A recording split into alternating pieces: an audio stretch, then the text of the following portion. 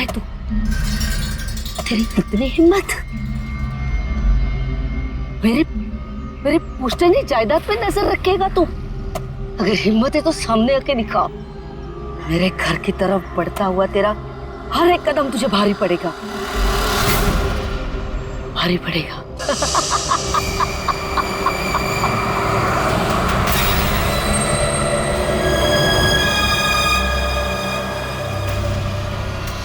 यार यहाँ पे तो कोई भी नहीं दिख रहा, किससे पूछूं? इतना घना जंगल है, कोई साइन बोर्ड भी नहीं है यहाँ पे।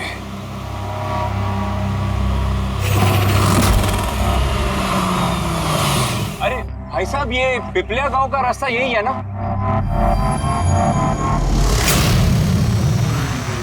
अरे सुनो ना भाई साहब, अरे बड़ा अजीब आदमी है।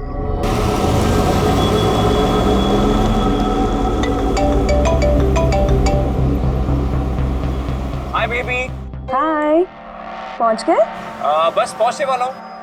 टेल मी, तुम अब तक नहीं पहुंचे? इतने लेट कैसे हो गए? एक्चुअली क्या है, ये जगह शहर से काफी दूर है और यहाँ ज्यादा लोग भी नहीं दिख रहे मुझे। Alright, tell me, are you missing me? Of course, पूछने वाली क्या बात है। अच्छा, तुम एक काम करो, जल्दी जल्दी ये सारी फॉर्मेलिटीज खत्म कर लो, अपनी सारी कागजी कार्रवाई एंड ऑल दैट। उसके बाद मे बी नेक्स्ट फ्लाइट से I can come and join you in India. What's it? Great, that's good news.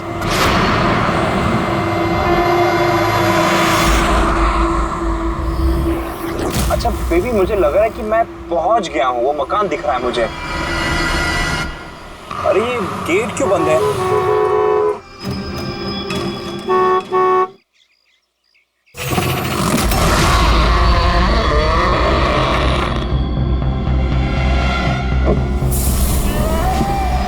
जी? राय रंजित के मकान में जा रहे हो? हाँ? मत जा, वो तेरी जिंदगी की सबसे बड़ी गलती होगी। मत जा। लेकिन आप कौन है? मैं तुम्हारी मौत, तुम्हारी मौत।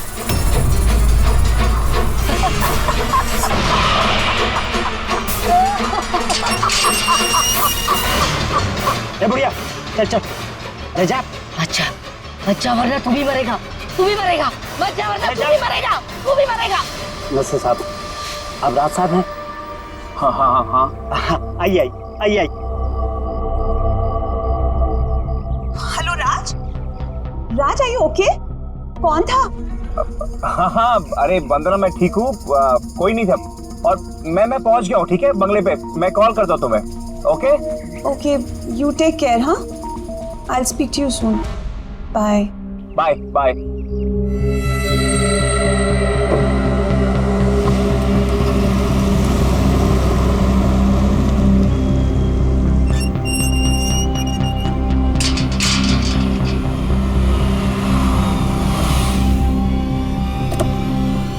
आइए साहब।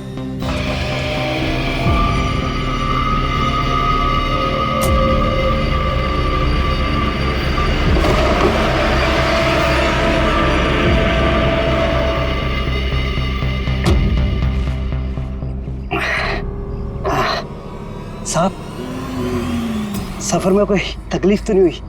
नहीं, लेकिन वो औरत कौन थी? बुढ़िया औरत जो आपसे बात कर रही थी ना, लाली नाम है उसका, थोड़ी अजीब सी है। आपको उसकी बातों का बुरा तो नहीं लगा? नहीं, बुरा नहीं लगा मुझे, पर मुझे एक बात समझ में नहीं आई कि उस औरत ने मुझे यहाँ आने से मना क्यों किया। जाने दीजिए ना साहब उसकी बातों का, थोड़ी सी हिली हुई है, कुछ भी बकती रहती है। आप आइए, अंदर आइए।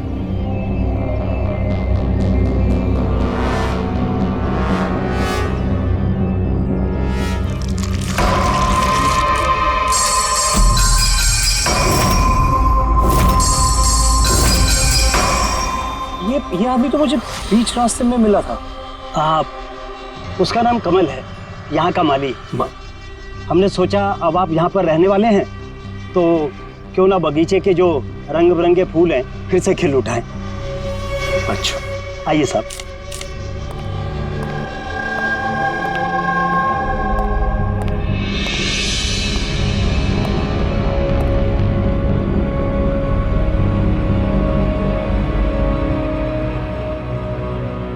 अच्छा एक बात बताइए जी। यहाँ कितने साल से काम कर रहे हैं आप? बस साहब ये समझ लीजिए कि मैंने बचपन में चलना यहीं से सीखा था, और अब इस घर से तभी जाऊंगा जब मेरी अर्थी उठेगी। साहब अब ये घर आपका है,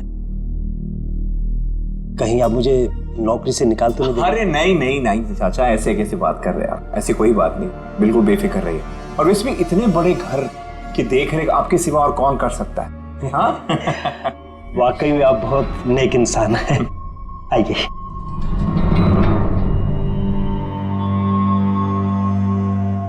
साहब ये है आपका रूम, वॉशरूम उधर है, आप फ्रेश हो जाइए, तब तक मैं आपके लिए खाने पीने का बंदोबस्त करता हूँ। ठीक है।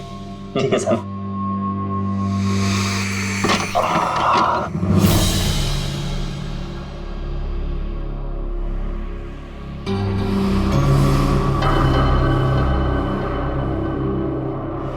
चला जा,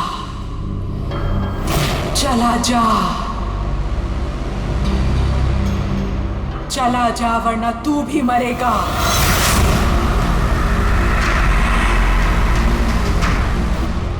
कौन?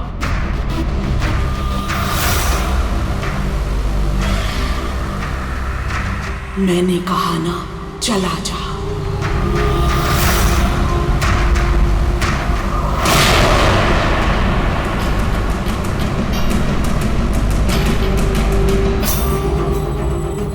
कौन है?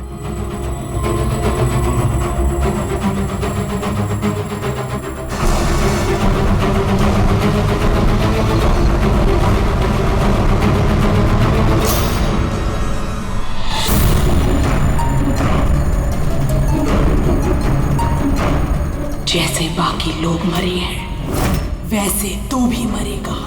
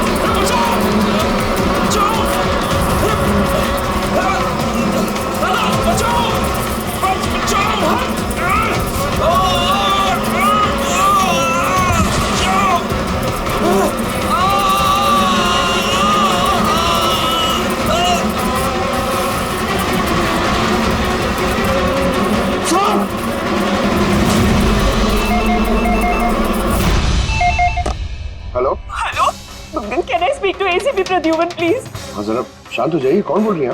मैं कौन बोल रही हूँ, मुझे क्या काम है, मैं सिर्फ उन्हें बताऊंगी। Can you just make me speak to him right now, please?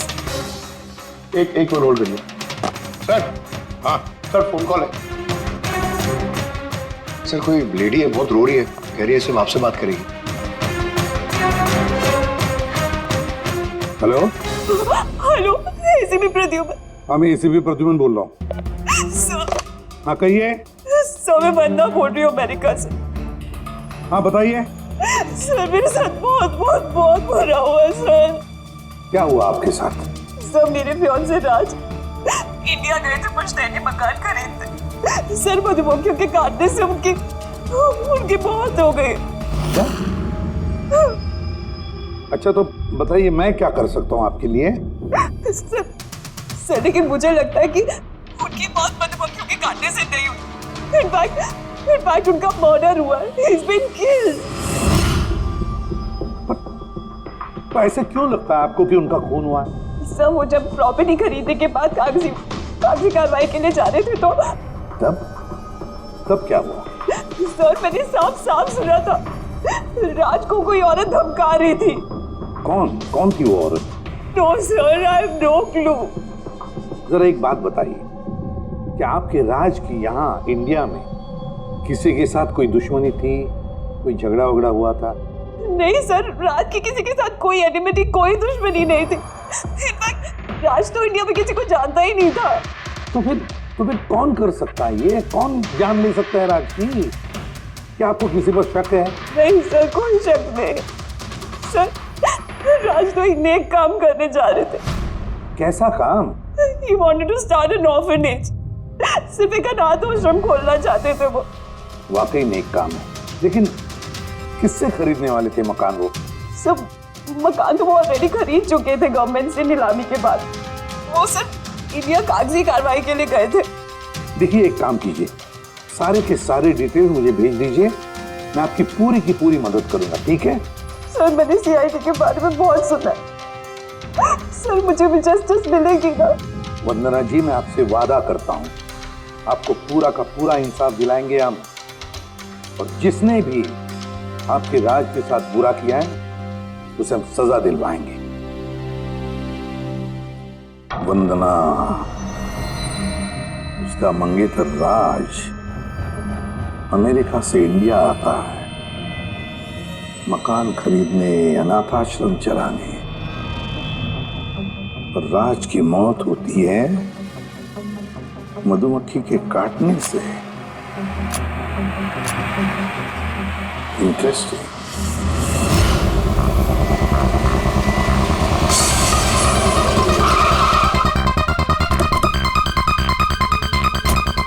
Sir यही वही बंगला है जो राज ने सरकार से नीलामी में खरीदा था। अच्छी खासी प्रॉपर्टी लग रही है। आप देखभाल करते हो उस जगह की? जी हाँ, कहिए। कहेंगे आप, हम सिर्फ सुनेंगे। क्या मतलब? सीआईडी? क्या बात होगी सर? राज राकेश नाम के एक आदमी का खून हुआ है यहाँ पे।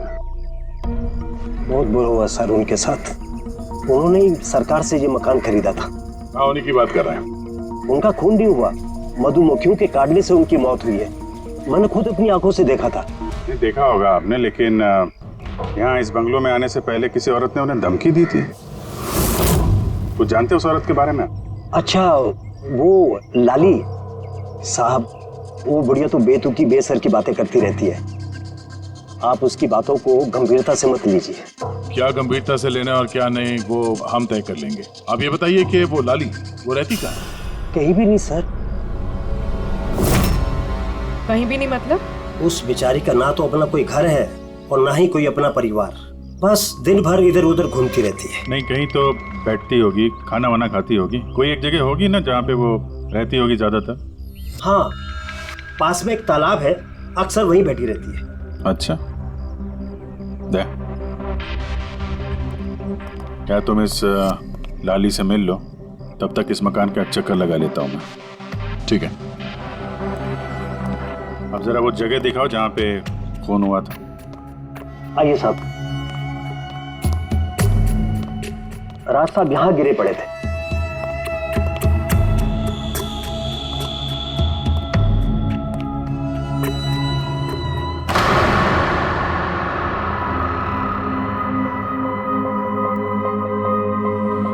पहले मधुमक्खियों ने राज साहब को मारा, फिर वो खुद मर गए। ये मधुमक्खी के हमले यहाँ पे अक्सर होते रहते हैं क्या? नहीं साहब, इससे पहले तो मैंने एक मधुमक्खी भी नहीं देखी यहाँ। पता नहीं राज साहब के पीछे इतनी सारी मधुमक्खियां अचानक कहाँ से आ गई। राय रंजीत की हवेली से आ रहे हो ना तुम लोग? राय रंजीत की हवेली से आ रहे हो ना तुम लोग?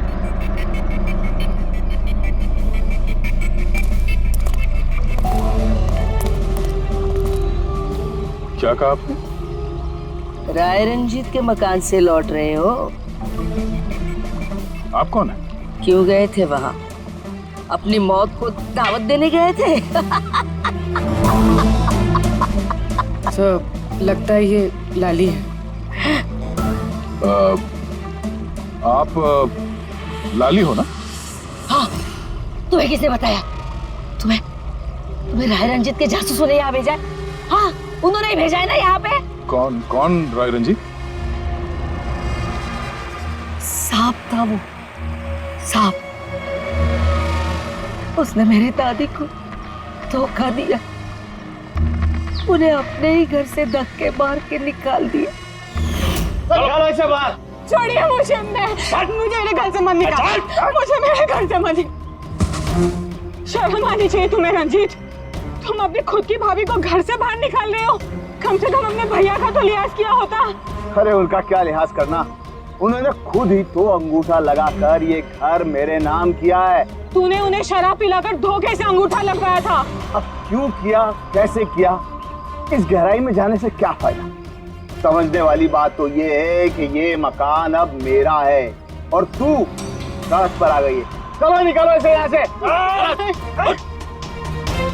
तेरे हिस्से में ना सिर्फ घर नहीं आया है, एक मकान आया है, एक ऐसा मकान जिसके हर कोने में मेरी बदुआएं गूंजेगी। मैं तुझे श्राप देती हूँ, सिर्फ तू ही नहीं, इस घर का जो भी मकान मालिक बनेगा वो जिंदा नहीं बचेगा। मौत का खेल होगा यहाँ, मौत का खेल। अब तक कितने लोग मरे? वो सब लोग मर गए जिन्होंने वो मकान खरीदना चाहा। तुम लोग वो घर मत खरीदना, तुम भले लोग लग रहे हो, वरना तुम्हारी बीवी विधवा हो जाएगी।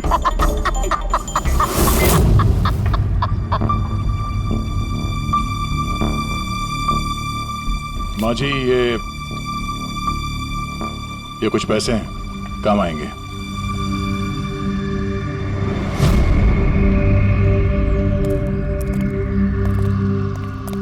सर, लगता नहीं है इसका राज की मौत में कोई हाथ है। ये तो खुद बेचारी सदमे और विश्वास में लग रही है। हो सकता है राज की मौत कोई मर्डर ही ना हो, कोई हादसा हो।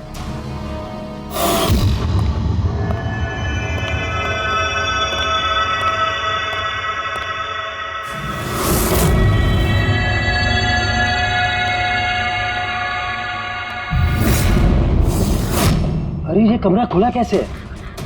ये तो बंद था। एक मिनट रुको, शायद राज ने खोला।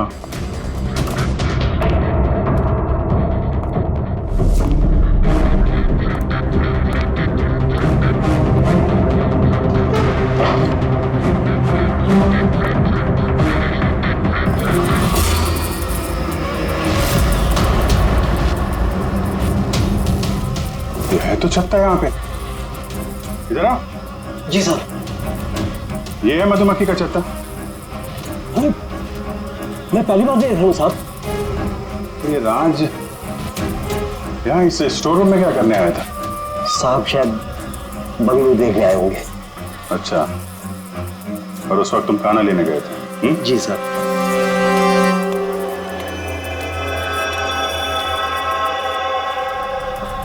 वो कौन है?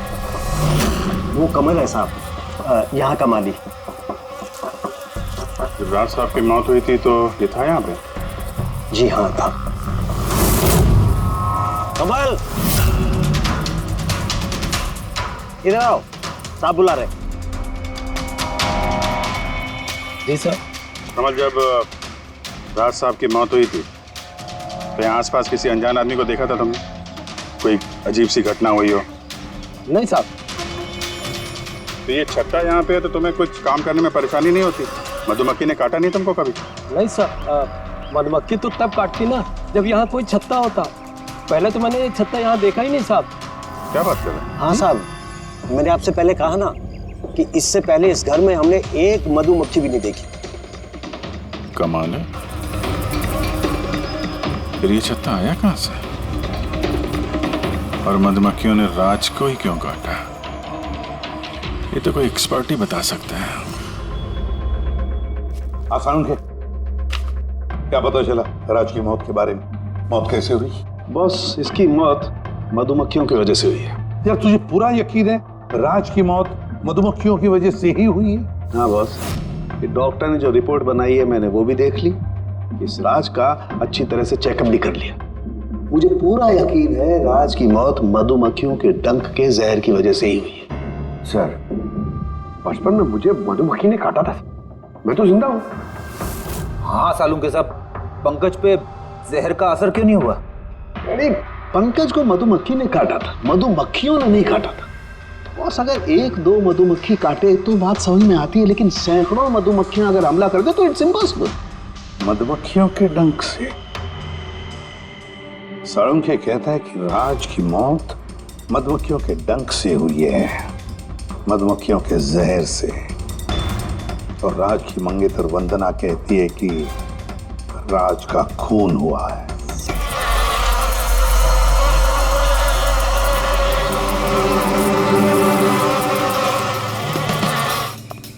इस छत्ते को बाहर से लाकर यहाँ पर लगाया गया। मधुमक्खी के छत्ते को किसी और जगह से लाके किसी और जगह लगाया जा सकता है?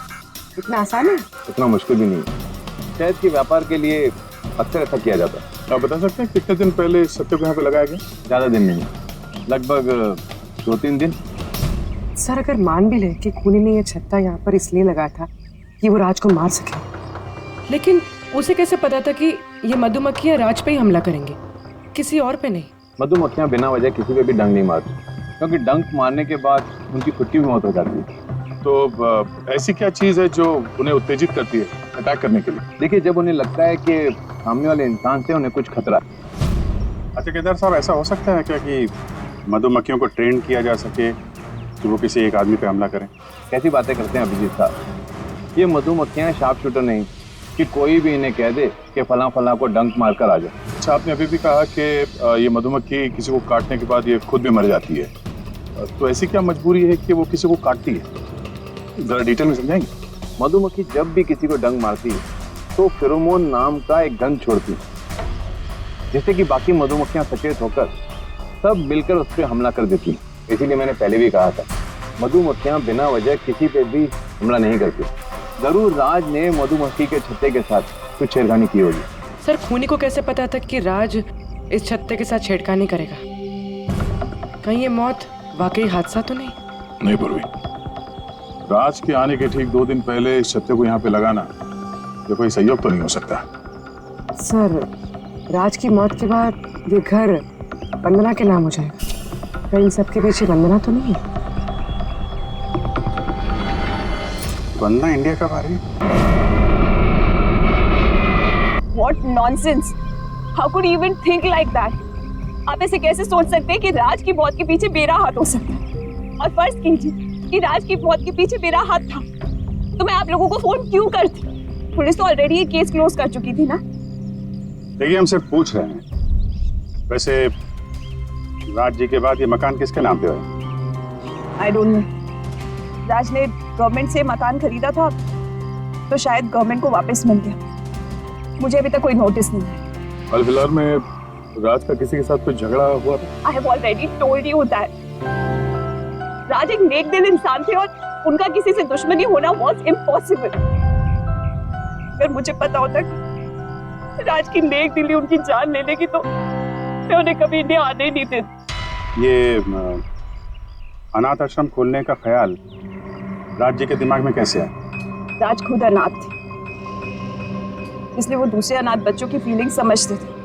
वो अनाथ बच्चों को घर जैसा माहौल देना चाहते थे, और जैसे उन्हें पता चला कि गवर्नमेंट ये मकान नीलाम कर रही है तो राज ने सबसे ऊंची बोली लगाकर ये मकान खरीद ली। तो कहीं इस राज की मौत का कारण ये घर तो नहीं है? हो सकता है कोई और भी इस घर को खरीदना चाहता था, राज बीच में आ गया इसलिए। What? कोई इतना नीच कैसे हो सकता है? इस दुनिया से इंसानियत उठ गई है क्या? इंसानियत है वंदना जी, इंसानियत है, लेकिन कुछ लोग हैं जो इंसानियत में जहर घोलने पे तुले हुए हैं। पता करते हैं किस किस को दिलचस्पी थी इस प्रॉपर्टी में। देखिए सर, मैं आप लोगों को नहीं बता सकता हूँ कि राज जी के अलावा किन किन लोगों ने इस नीलामी में हिस्सा लिया था। सॉरी। क्यों नहीं बता सकते? देखिए, ये सरकारी सर इंफॉर्मेशन है, ऐसे किसी के साथ शेयर नहीं कर सकता हूँ मैं। हम भी तो CID का ही काम कर रहे हैं।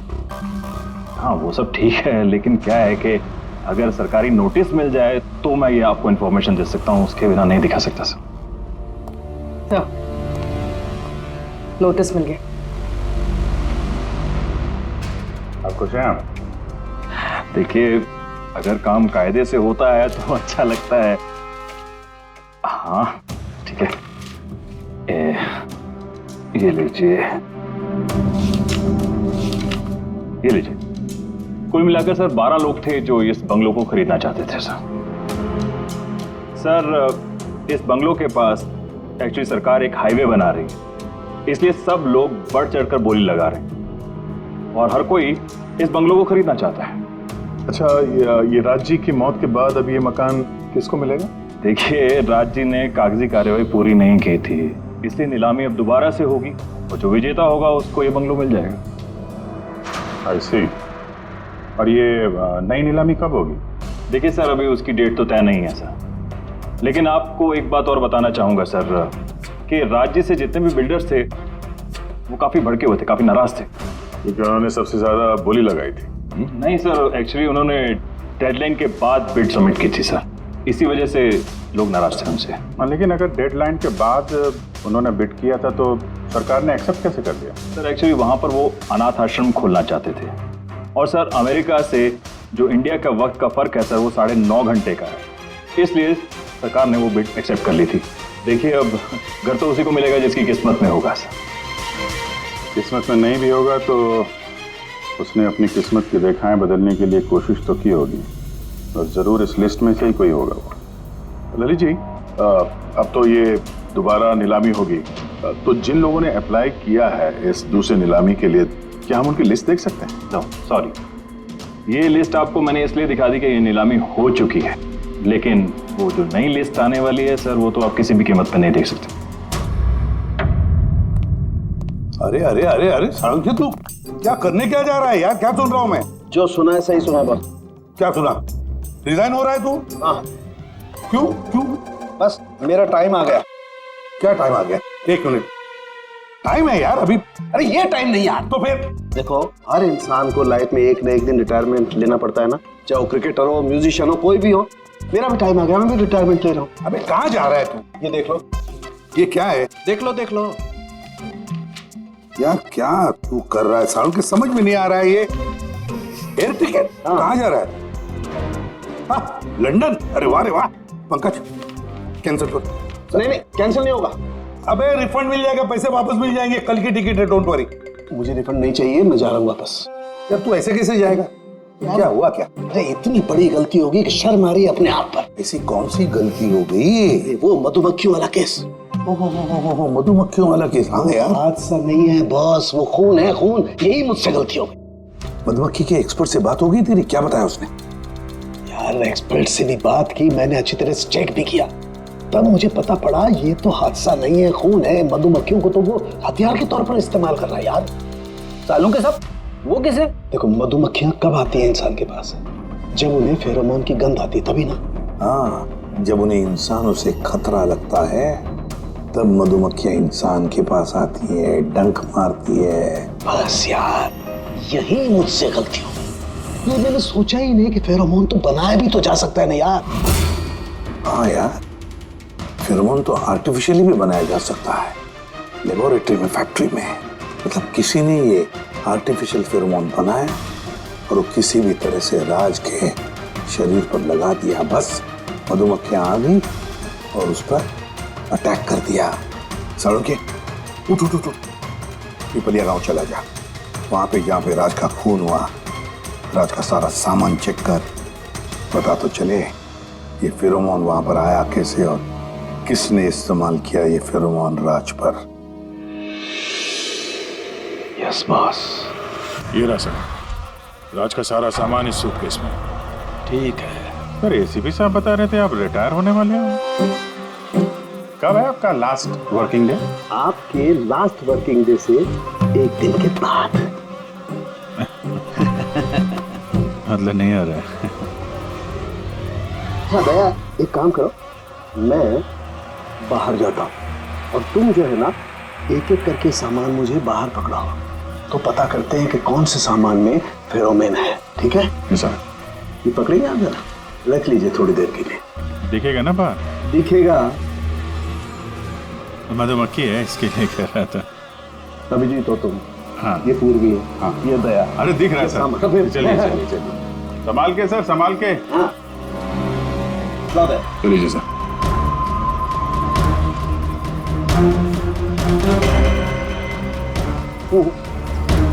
नहीं, इसमें फेरोमोन नहीं।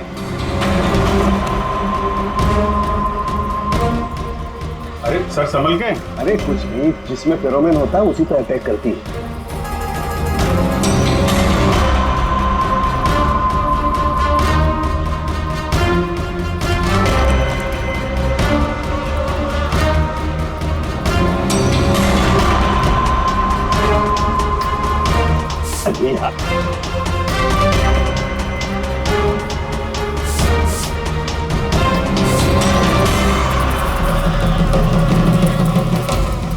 हरकत हुई, देखो अटैकिंग मूड में आई है ये मधुमक्खी, देखो।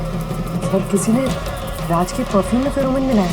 अरे यार, ये मधुमक्खी ने मुझे काटा ना। सर आप निकलो यहाँ से। अरे यार, अरे पानी में जाओ, पानी में। पानी किधर है? अरे सामने उस तरफ सर, अरे उधर कुआं है सर, जाओ ना। कुएं में घुस जाओ। अरे सर निकलो यहाँ से, जाइए सर।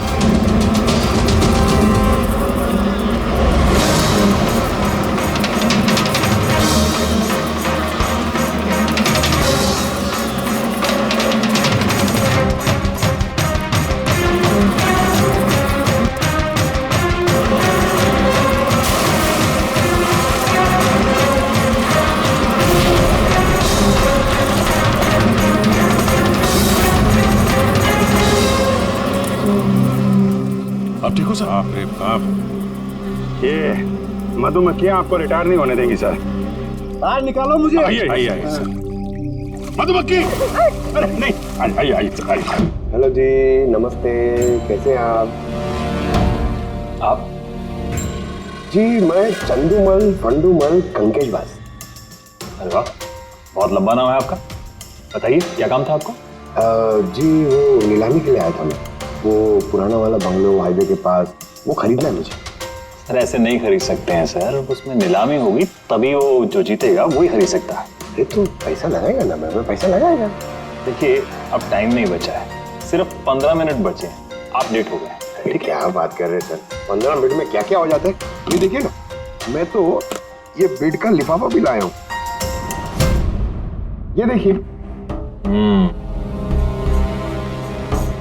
राकेश इधर रजिस्टर लेकर आ।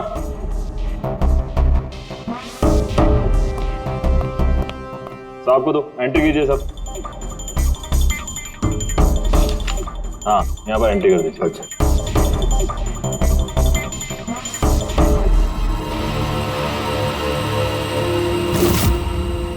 यहाँ साइन कर दीजिए लास्ट में। Good, like. अच्छा वेरी गुड, ये तो अच्छा हो गया सर। वो बंगले का चाबी? और मजाक कर रहे हैं? अरे चाबी ऐसे थोड़ा ना मिलती है। अरे भाई बोली लगेगी, नीलामी होगी, उसके बाद जो जीतेगा उसको मिलेगा। भाई क्या बात कर रहे हैं आप? बेट तो मैं ही जीतूंगा, ये पक्का है। भाभी और बच्चों को मेरा प्यार देना, ठीक है सर? Thank you. पता नहीं कहाँ से चले आते हैं, कमाल है।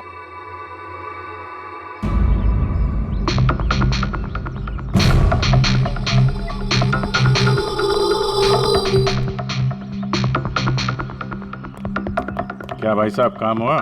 सर ये देखिए, चंदूमल फंडूमल कंकेशवास का कमाल। Good job Pankaj. 12 में से 2 लोग हैं जिन्होंने दोबारा बोली लगाई है इस मकान को खरीदने के लिए, हेमंत और रोशन। मतलब खूनी इन्हीं 2 में से कोई हो सकता है। और जो कोई भी है, इस बार भी इस मकान को हथियाने के लिए किसी भी हद तक जा सकता है। दोस्तों अब ये वक्त आ गया है कि बता दिया जाए कि नीलामी का विजेता आखिर है कौन। और मुझे बताते हुए बहुत खुशी हो रही है कि नीलामी के जो विजेता है मिस्टर रोशन। रोशन जी आपको बहुत बहुत बधाई हो। 1 मिनट, काय की बधाई हो? सबसे ज्यादा बेट मैंने लगाई थी, ये कैसे जीत गए? देखिए भाई साहब, आपको कोई गलतफहमी हुई है। सबसे ज्यादा बेट मिस्टर रोशन ने लगाई थी, इसलिए रोशन को मकान दे दिया गया। ऐसा हो ही नहीं सकता, मैंने बहुत ऊंची बोली लगाई थी, ये बेट मुझे मिलनी चाहिए थी। आप ऐसे ही बात कर रहे हैं सर, मैंने तीनों लिफाफे चेक किए हैं और चेक करने के बाद मिस्टर रोशन की कीमत सबसे ज्यादा थी, इसलिए मिस्टर रोशन को मकान दे दिया गया है। प्लीज कम ऑन यार, अब हार गए हो तो बच्चों की तरह रो मत। बिजनेस है, ऊंच नीच होती रहती है। बिजनेस में बेईमानी नहीं चलेगी। ये दिखाइए, आप पहले वो लिफाफे दिखाइए, मुझे अभी देखना है किसने कितने बिट करी है। दिखाइए दिखाइए दिखाइए, लाइए। मुझे भी चेक। नहीं नहीं नहीं, ये नहीं दिखा सकते, ये नियम के खिलाफ है। चीटिंग करना भी नियम के खिलाफ है। मैंने 7 करोड़ की बिट करी है, 4 करोड़। इनके अभी हेड ऑफिस से फोन आएगा और बोलेंगे कि मैंने सिर्फ 3 करोड़ लगाए। कोई फोन नहीं 4 करोड़ कम। आपके कहने से फोन आएगा। चलो उठाओ, फोन उठाओ तुम्हारा अभी। ये मुझे क्या करना है क्या नहीं करना है, ये आप मुझे नहीं बताएंगे। आप ललित जी, आप तो बड़े कायदे कानून की बातें किया करते थे और फोन भी नहीं उठा रहे हैं। भाई ये तो बहुत गलत बात है। आप ब्यूरो चलिए हमारे साथ। आप कहाँ खिसक रहे रोशन जी? आप हमें मिठाई नहीं खिलाएंगे? नई प्रॉपर्टी ली है आपने? आइए, आप ही आइए। आइए आइए। सर रोशन जी बिल्कुल ठीक बोल रहे हैं सर।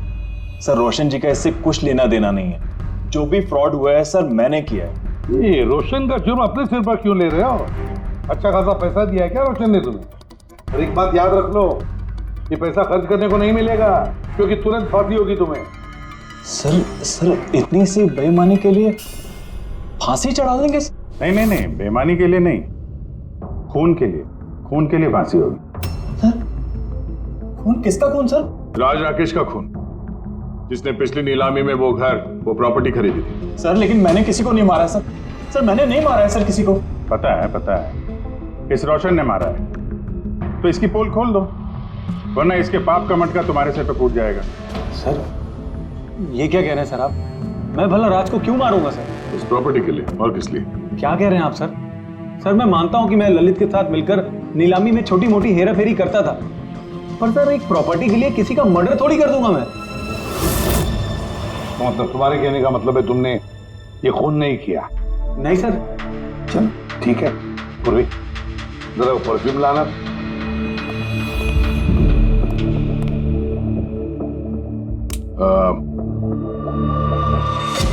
ये परफ्यूम छिड़क दूं?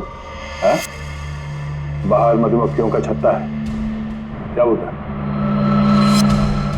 Sir perfume? हाँ आपकी मर्जी सर, लेकिन हमारे इस केस से परफ्यूम का क्या लेना देना सर? मुझे वाकई पता नहीं इस परफ्यूम का कोई इस केस से संबंध है। सर जी हम सच कह रहे हैं सर, राज जी की मौत से हमारा कोई संबंध नहीं है सर। ललित बिल्कुल ठीक कह रहा है सर।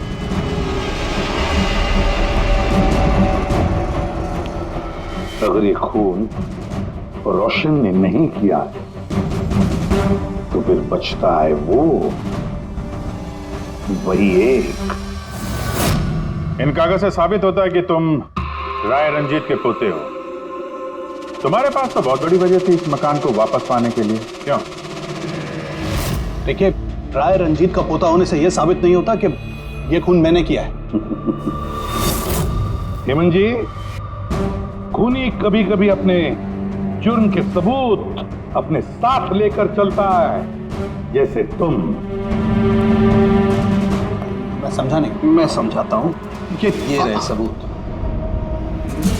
कमाल है सालू के साहब, सेफ्टी सूट पहनने के बावजूद भी आप दोनों को मधुमक्खियों ने काटा। हाँ, कभी कभी सेफ्टी सूट पहनने के बाद भी मधुमक्खियां डंक मार सकती हैं, और फिर मधुमक्खी के छत्ते को इधर से उधर ले जाने में तो और भी ज्यादा अटैक हो सकता है। नहीं ठीक, देखिए वो दरअसल बहुत हो गया हेमंत, तुम्हारी बेगुनाही का और भी कोई सबूत चाहिए?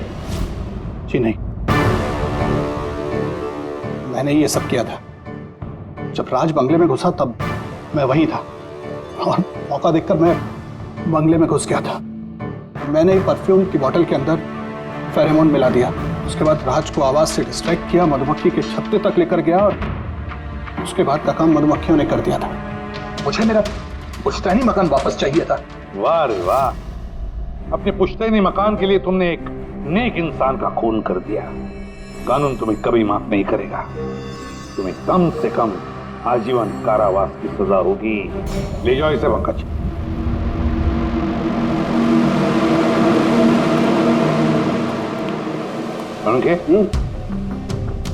केस खत्म, रिटायर हो सकता है तू। मुझे रिटायर होना ही नहीं है। कल तक तो बोल रहा था रिटायर करूं। वो कल की बात थी। भगवान, मतलब पीछा तो नहीं छूटने वाला इस आदमी से अपना। पीछा नहीं छूटने वाला है किसी का, किसी से नहीं। मुझे तुम्हारे बिना चैन नहीं और तुम्हें मेरे बिना चैन नहीं।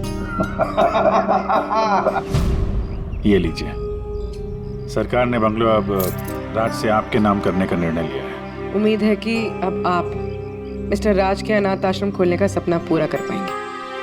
राज के जाने के बाद मेरी लाइफ का यही मकसद रह गया है, उसका आखिरी सपना पूरा करना। But thank you so much Raj को जस्टिस दिलाने के लिए। हमने जो कुछ भी किया वो तो हमारा फर्ज था। आपको और कोई मदद की जरूरत हो तो हमें जरूर याद करिएगा। कभी कभी आते रहिएगा, उन बच्चों को भी आपसे इंस्पिरेशन मिलेगी। ये भी कोई पूछने की बात है? हो सकता है उन बच्चों में हमें कोई हमारा नया सीआईडी ऑफिसर मिल जाए।